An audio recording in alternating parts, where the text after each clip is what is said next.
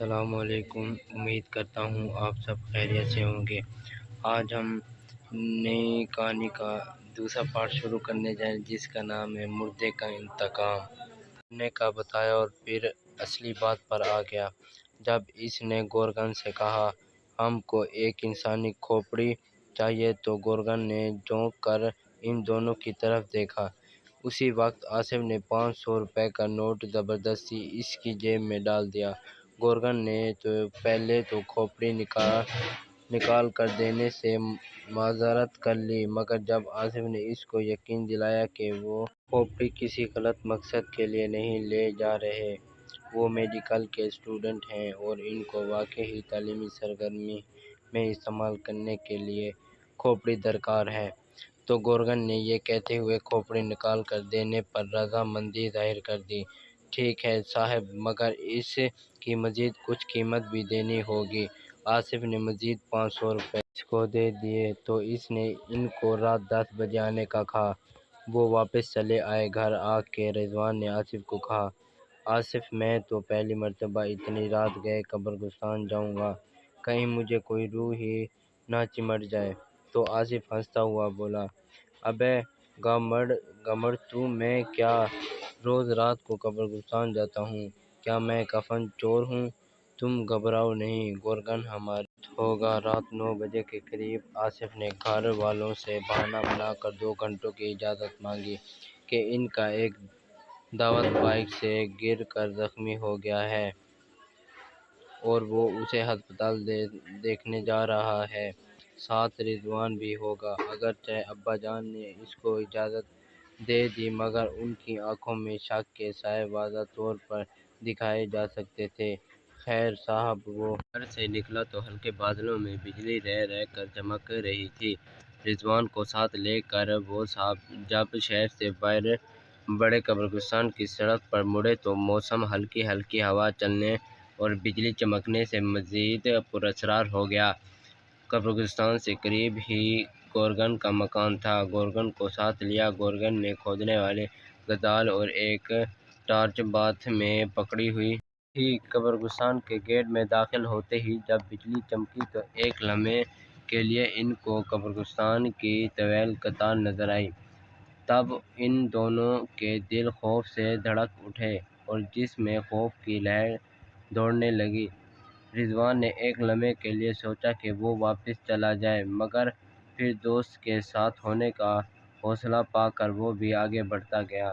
قبرستان درخت چمکتی ہوئی بجلی میں نظر آ جاتے، ورنہ ان کے سائے گہرے کالے رنگ کے لگ رہے تھے، جیسے بہت ساری چڑیلیں ایک ساتھ کھڑی ہوں۔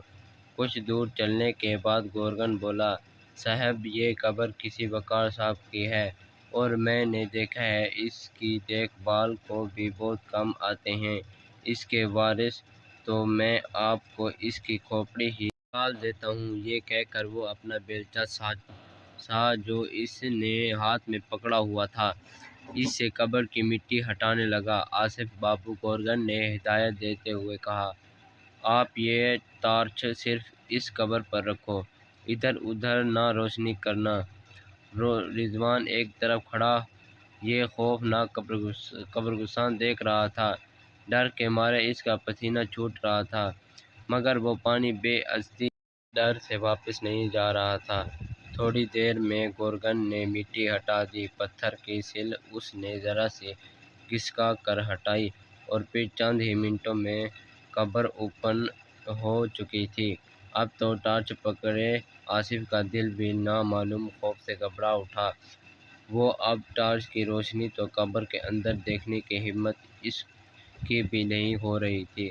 اس نے وقت کاٹنے کے لیے گورگن سے سوال کر دیا، قمردین تم کو ڈر نہیں لگتا قبرستان میں؟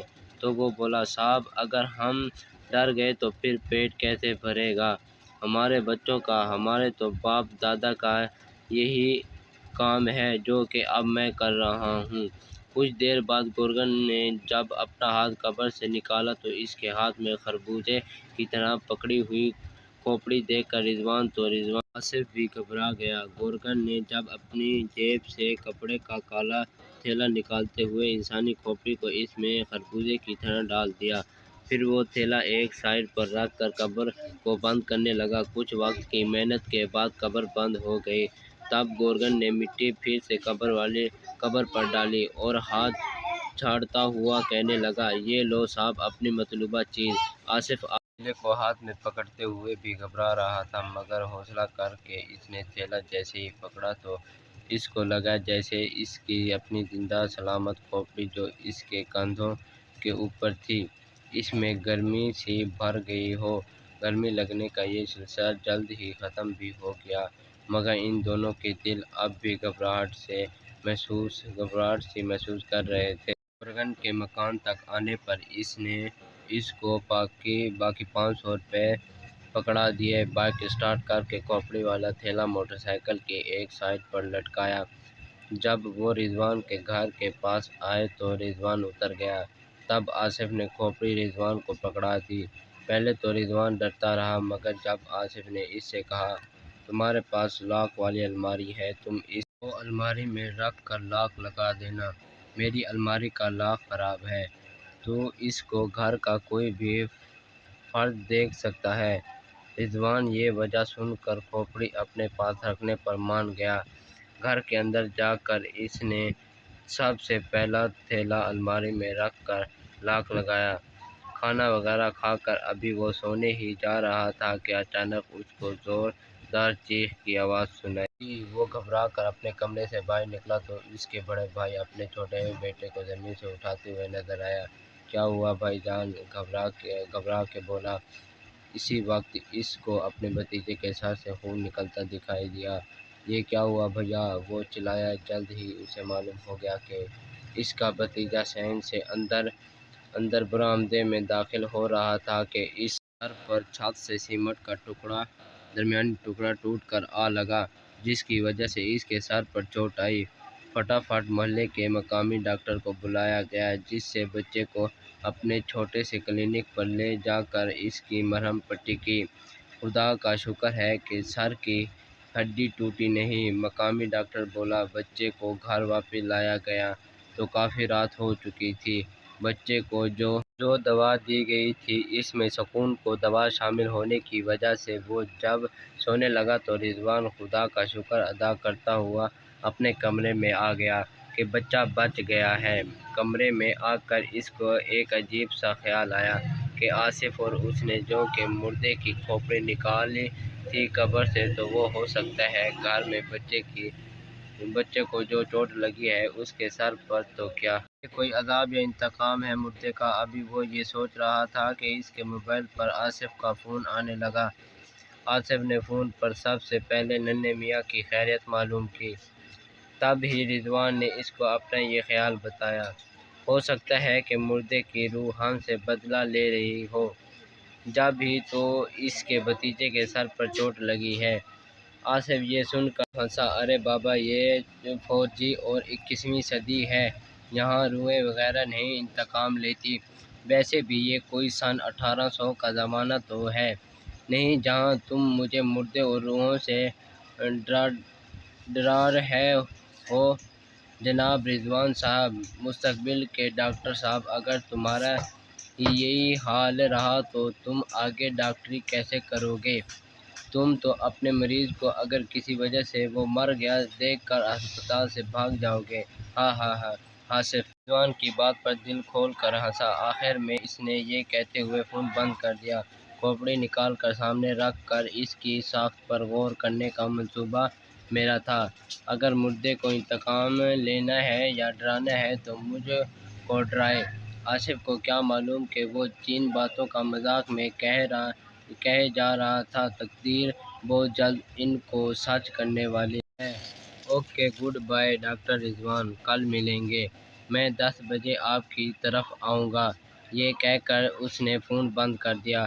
رضوان نے بھی فون بند کر کے ایک طرف رکھا اور پھر وہ یہ سوچتے ہی سو گیا کہ میں بلا وجہ ڈر رہا ہوں۔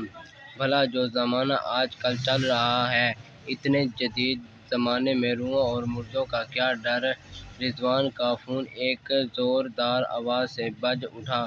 وہ گہری نیند سے تھوڑا سا جاگا، پھر اس نے ایک ہاتھ آگے کر کے یہ دیکھنے بنا ہی کہ اس سخت خراب موسم میں کون اس کو کال کر رہا ہے، اس نے فون آف کر دیا اور سو گیا۔